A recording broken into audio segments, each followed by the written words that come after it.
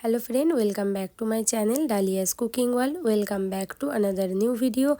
আজকে আমি আপনাদের জন্য খুবই একটা সুন্দর রেসিপি নিয়ে এসেছি, যেটা হচ্ছে খাজা। অবশ্যই ভিডিওটা ফুল দেখার রিকোয়েস্ট থাকলো। চলুন তাহলে ভিডিওটা শুরু করে ফেলি। 1 কাপ ময়দা নিয়ে নিয়েছি, সাথে দিয়ে দিলাম 1 চিমটি পরিমাণ নুন। আর নুনটাকে দিয়ে খুব ভালোভাবে মিশিয়ে নিতে হবে। সাথে দিয়ে দিতে হবে এখানে 1 চামচ পরিমাণ রিফাইন্ড অয়েল, দিয়ে খুব ভালোভাবে ময়ান করে নিতে হবে। আপনারা যদি চান তাহলে আপনারা কিন্তু এই রিফাইন্ড অয়েলের এক্সচেঞ্জে আপনারা এখানে ঘিটাও ব্যবহার করতে পারেন। দিয়ে খুব ভালোভাবে ময়ান করে নিতে হবে, কিন্তু এরকম মুঠো বাঁধলে যেন মুঠো বেঁধে যায়। ময়ান খুব ভালোভাবে হলে কিন্তু বন্ধুরা এই খাজাটা খেতে কিন্তু খুবই দুর্দান্ত লাগবে। এবার অল্প অল্প করে পানি ব্যবহার করে এটা একটা মিডিয়াম ডো তৈরি করতে হবে।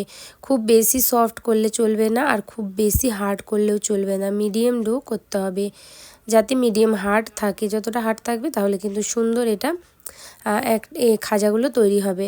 তো দেখুন বন্ধুরা, এখানে আমি মিডিয়াম ডো একদম তৈরি করে নিয়েছি।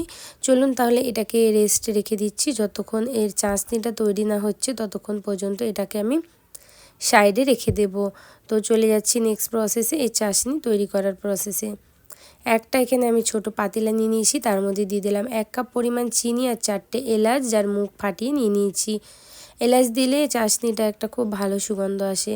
পানিটা দেখুন 1 কাপের থেকে অর্ধেকেরও কম দিলাম, হাফ কাপের একটু বেশি আমি এখানে পানি ব্যবহার করেছি। দিয়ে খুব ভালোভাবে এবার এটাকে আমাদের মিশিয়ে দিতে হবে গ্যাসটা অন করে। শুধুমাত্র চিনিটা মেল্ট হয়ে গেলেই হয়ে যাবে আমাদের চাশনিটা রেডি। পানিটা কম ব্যবহার করলে চাশনিটা বেশি আপনাদের ফোটাতে হবে না। অনেক সময় ফোটাতে গিয়ে কিন্তু চাশনি খুব বেশি গাঢ় হয়ে যায়, তাহলে এটাই কিন্তু পারফেক্ট মেজারমেন্ট। এটা করলে আপনাদের আর কোনো রকম চাশনি বেশি ফোটাবার দরকার নেই। চাশনির গ্যাস বন্ধ করে চলে যাচ্ছি নেক্সট প্রসেসে। এখানে আটাটা দেখুন একটু সফট হয়ে গেছে, তো সেই জন্যই আটাটা একটু হার্ড মাখতে হয়, যাতে খুব বেশি আটা সফট না হয়ে যায়। এর মধ্যে থেকে ছোট ছোট করে লই কেটে নেব, যেরকম আমরা রুটি পরোটার জন্য নিই সেরকম লই কেটে নিতে হবে।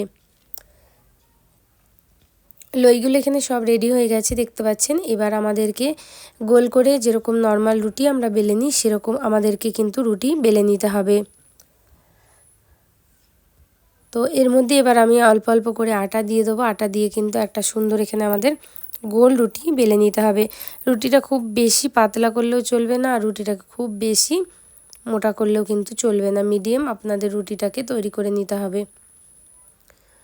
তো দেখুন আমি যেইভাবে বলছি আপনারা সেইভাবে রুটিটা বেলে নেবেন, তাহলে কিন্তু বন্ধুরা খুবই আপনাদের বানানো খুবই সহজ হয়ে যাবে। তো চলুন মিডিয়াম রুটি আমি তৈরি করে নিচ্ছি। এখানে দেখুন বন্ধুরা, আমাদের রুটিটা পুরোপুরি একদম তৈরি হয়ে গেছে। তো এরকম মিডিয়াম পাতলা রুটি আমাদের তৈরি করে নিতে হবে। এরকমভাবেই কিন্তু আমার যতগুলো লই হয়েছে, কমসে কম 8খানা এখানে আমার রুটি হয়েছে। তো আমার সবগুলো বেলা হয়ে গেছে, এটা কিন্তু লাস্ট রুটি ছিল। এবার আমি এর মধ্যে দিয়ে দিলাম এরকম ধরনের আমি তেল দিয়ে দিচ্ছি, রিফাইন্ড অয়েল। এরকম করে আপনারা হাতের সাহায্যে এরকম করে পুরোটা লাগিয়ে দিতে পারেন, বা আপনার ব্রাশ দিয়েও লাগিয়ে দিতে পারেন। তার উপরে একটু শুকনো আটা আমাদের ডাস্ট করে ফেলতে হবে। আটা ডাস্ট করলে যখন ভাজার সময় লেয়ারগুলো কিন্তু খুব ভালোভাবে খুলে যাবে। এবার একটা রুটির ওপর আর একটা রুটি আমাদেরকে এইভাবে রেখে দিতে হবে। আর এরকম করে কিন্তু সেম প্রসেস করে যতগুলো 8খানা রুটি আছে সব রুটিগুলোকে কিন্তু একটার ওপর একটা আমাদের রেখে দিতে হবে। তো দেখুন বন্ধুরা, আমি সেম প্রসেসই করছি, কিন্তু একটু করে তেল মাখিয়ে নিচ্ছে আর আটা ছড়িয়ে দিচ্ছি। এবার তার উপরে আবার একটা রুটি দিয়ে দিলাম। এখানে আমার 3টে লেয়ার তৈরি হয়ে গেল। আর যতগুলো লেয়ার আছে কিন্তু সবগুলোই আমি দিয়ে, চলুন বন্ধুরা এবার আমি তৈরি করে আপনাদেরকে দেখিয়ে দিচ্ছি। তো দেখুন এখানে 9টা আমাদের লেয়ার কিন্তু একদম পুরোপুরি তৈরি হয়ে গেছে বন্ধুরা। এবার এই প্রসেসে আমরা এটাকে ধরে পুরো রোল করে দেবো। এই সময় বন্ধুরা ক্যামেরা অফ হয়ে গেছে, সেই জন্য আমি খুবই দুঃখিত। তো পুরোটা রোল করা হয়ে যাওয়ার পর আমি আপনাদের দেখাচ্ছি। পুরোটা রোল হয়ে গেছে। রোল করার লাস্টে আমাদেরকে এরকম আটার মধ্যে একটু পানি দিয়ে গুলে নিয়ে এটার শেষ পর্যায়ে এরকম লাগিয়ে দিতে হবে, তাহলে এটা খুব ভালোভাবে আটকে যাবে, আর ভাজার সময় কিন্তু কোনো রকম খুলে যাবে না। এরকম করে নিয়ে ওপর দিকটাও একটু চেপে চেপে পুরো সিল করে দিতে হবে। আর একটু হালকা শুকনো আটা ছড়িয়ে এটাকে রোল রোল করে একটু রোলটাকে লম্বা করে নিতে হবে আমাদেরকে। তো আমি যেরকম বলছি আপনারা যদি প্রসেসগুলো সেম ফলো করে বানান বন্ধুরা, আপনাদেরও কিন্তু খুবই পারফেক্ট রেসিপিটা তৈরি হয়ে যাবে। তো বন্ধুরা, ভিডিওটাই যদি আপনারা এতক্ষণ পর্যন্ত একটা লাইক না করে থাকেন তাহলে একটা লাইক করে ভিডিওটা ফুল দেখার রিকোয়েস্ট অবশ্যই থাকলো। ভিডিওটা যদি আপনারা ফেসবুক পেজ থেকে দেখেন, পেজটাকে অবশ্যই ফলো করে নেবেন। আর ইউটিউবে দেখছেন তো আপনারা চ্যানেলটাকে প্লিজ সাবস্ক্রাইব করে দেবেন। তো দেখুন বন্ধুরা, এরকম করে আপনাদেরকে এটাকে এবার রোল করা হয়ে গেলে সাইডগুলো প্রথমে কেটে ফেলে দিতে হবে, আর তারপরে আবার আপনাদের ছোট ছোট পিস তৈরি করে নিতে হবে। খুবই হালকা হাতে এই পিসগুলোকে আপনাদের বন্ধুরা কেটে নিতে হবে। তো এই চাকুটা একটু আমার চেপে যাচ্ছে, তাই আমি অন্যরকম চাকু দিয়ে আবার কেটে বন্ধুরা আপনাদের দেখিয়ে দিচ্ছি। কেন এই চাকু দিয়ে এরকম বেঁকে যাচ্ছে, তাহলে কিন্তু শেপগুলো খুব ভালো আসবে না। কতটা লেয়ার হয়েছে নিশ্চয়ই বন্ধুরা আপনারা দেখতে পাচ্ছেন। এরকম একটু চেপে চেপে লম্বা করে দিলেই কিন্তু আমাদের গজাগুলো একদম রেডি হয়ে যাবে। চলুন তাহলে বন্ধুরা, এইরকম করেই কিন্তু আমি সবগুলো কেটে আপনাদের দেখিয়ে দিচ্ছি। আর এখানে আমি অন্য চাকু ব্যবহার করে নিয়েছি, তো এটা দিয়ে আমি খুবই হালকা হাতে কাটতে হবে। যেহেতু আটাটা খুব নরম হয়ে যায় তেল বাগেরা দেওয়ার পরে, তাই আপনাদের এটা একটু হালকা হাতেই কাটতে হবে।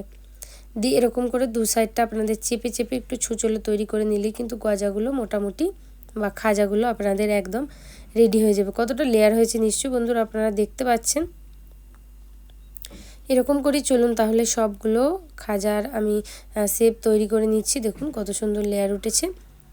সবগুলো আমাদের খাজা কেটে রেডি হয়ে গেছে। চলে যাব এবার ফ্রাই করার প্রসেসে। আগে থেকে তেলটাকে আমি গ্যাসে বসিয়ে দিয়েছি, আর মিডিয়াম হালকা গরম হয়ে গেলেই তেলটার মধ্যে একটা একটা করে সবগুলো খাজা আপনাদেরকে ছেড়ে দিতে হবে। আর মিডিয়াম লো ফ্লেমে কিন্তু এটাকে ফ্রাই করতে হবে। তো একটা একটা করে যতগুলো তেলের মধ্যে আসছে আমি ততগুলো দিচ্ছি। একসাথে অনেকগুলো আমি একসাথে ভাজা করব না, অল্প অল্প করে আমি দু ব্যাচে এগুলোকে খুব ভালোভাবে হালকা হালকা ফাঁকা ফাঁকা রেখে ভেজে নেব।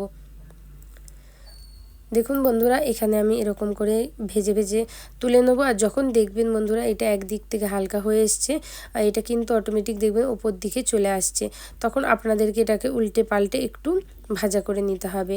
এরকম যখন সাদা কালার চলে আসবে তখন আপনাদের হালকা হাতে এরকম করে উল্টে দিতে হবে। উল্টে দিলেই কিন্তু গজাগুলো ভাজা হয়ে যাবে। তো এরকম লেয়ারগুলো কতটা খুলতে শুরু হয়েছে নিশ্চয়ই আপনারা দেখতে পাচ্ছেন। এগুলো পাতলা লেয়ারের খাজা করেছি, আপনারা যদি চান আমি মোটা লেয়ারেরও আপনাদের করে দেখিয়ে দেব। ভাজতে ভাজতে যখন দেখবেন এরকম ধরনের কালার চলে এসেছে বন্ধুরা, তখন আপনাদের এই খাজাগুলোকে সব তুলে নিতে হবে। তো চলুন আমি সবগুলো এবার তেল থেকে তুলে নিচ্ছি। তুলে নিয়ে এই গরম গরম খাজাকে কিন্তু ডাইরেক্ট যেই আপনার চাশনিটা তৈরি করেছিলাম সেটার মধ্যে দিয়ে দিতে হবে। ব্যাকগ্রাউন্ডের জন্য আওয়াজটা আমি শোনাতে পারলাম না, দেওয়ার সাথে কিন্তু একটা ছ্যাঁক ছ্যাঁক পরিমাণে আওয়াজ আসে। দেখুন এটা দেখেই বুঝতে পারছেন কীরকম চাশনিগুলো ভেতর দিকে ঢুকছে। তো এরকমভাবে নাড়িয়ে চাড়িয়ে 5 মিনিট পর্যন্ত রেখে দিলেই খাজাগুলো একদম রেডি হয়ে যাবে। খুবই টেস্টি লাগে খেতে আর খুবই দুর্দান্ত। এই রথযাত্রায় আপনারা অবশ্যই এটা বাড়িতে ট্রাই করতে পারেন। আশা করছি আপনাদের খুব ভালো লাগবে। 5 মিনিট পর রসগুলো ঢুকে যাওয়ার পরে আমি এবার সার্ভ করে নেবো প্লেটে। দেখুন কতটা সুন্দর লাগছে দেখতে বন্ধুরা। এরকম রেসিপির জন্য একটা লাইক অবশ্যই করবেন, চ্যানেলটার পাশে থাকবেন, আমার সাথে থাকবেন। আল্লাহ হাফিজ, আবার দেখা।